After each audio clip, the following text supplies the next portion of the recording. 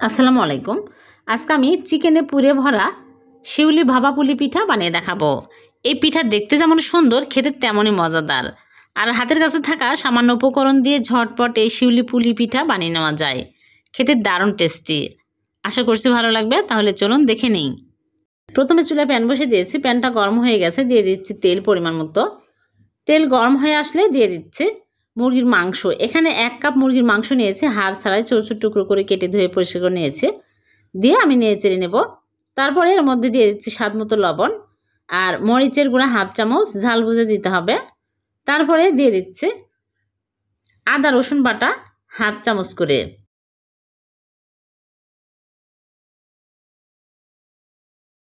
আর দিয়ে দিচ্ছে গোলমরিচের গুঁড়া 1/2 চামচ, জিরা ধনিয়া গুঁড়া 1/2 চামচ।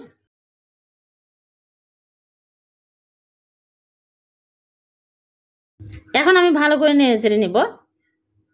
তারপরে এর মধ্যে আমি দিয়ে দিচ্ছি কিছু সবজি। এখানে গাজর কুচি নিয়েছি, একটা টমেটো কুচি করে কেটে নিয়েছি, পেঁয়াজ কাঁচামরিচ নিয়েছি আর ক্যাপসিকাম নিয়েছি। এখন সবগুলো দিয়ে আমি ভালো করে নেড়ে চেড়ে নিব। কিছুক্ষণ নেড়ে চেড়ে নিতে হবে। তারপর এর মধ্যে আমি পানি দিয়ে দিচ্ছি। 1 কাপ পানি দিয়ে আমি ভালো করে নেড়ে চেড়ে নিব।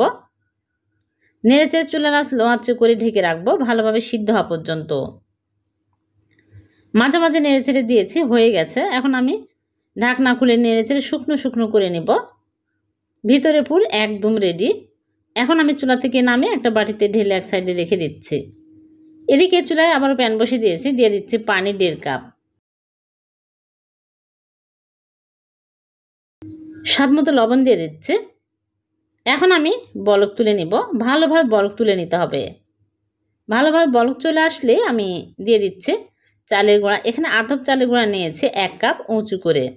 শুকনা ভেজা বাজারে কেনা যে কোনো চালের গুঁড়া নিলেই হবে। এখন চুলা অফ করে ঢেকে রাখবো 5 মিনিট। 5 মিনিট পর আমি ঢাকনা খুলে নেড়েচেড়ে নিব। নেড়েচেড়ে ডো বানিয়ে নিতে হবে। এইরকম হলেই চুলা থেকে নামিয়ে নিতে হবে। চুলা থেকে নামিয়ে প্লেটে ঢেলে ঠান্ডা করে নিব।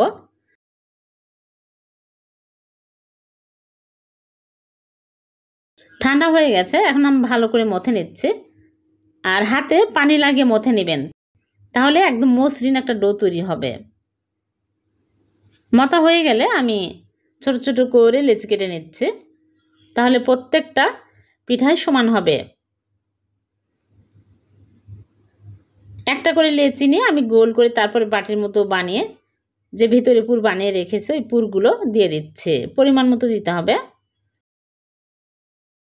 বেশি দিলে ফেটে যাবে। এখন আমি মুখটা ভালো করে চেপে চেপে আটকে নেব, নিয়ে তারপরে গোল করে নেব। এইরকম করে গোল করে নিতে হবে। হয়ে গেল একটা।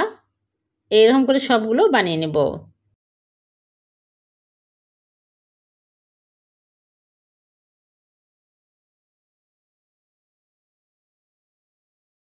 খুবই মজার এই পিঠাগুলো, খুবই তাড়াতাড়ি হয়ে যায় আর দেখতেও সুন্দর, খেতেও অনেক টেস্টি। সবগুলো বানানো হয়ে গেছে। এখন আমি এখানে পানি নিয়েছি। এই পানির মধ্যে একটা করে চুবিয়ে তারপরে বাসমতির চাল আমি 20 মিনিট ভিজে রেখেছিলাম, রেখে পানি ঝরিয়ে নিয়েছি। এর মধ্যে সবগুলো এরকম করে একটা একটা করে কোট করে নিচ্ছি। ভালো করে লাগিয়ে নিতে হবে গায়ে। এরকম করে আমি ভালো করে কোট করে নেব।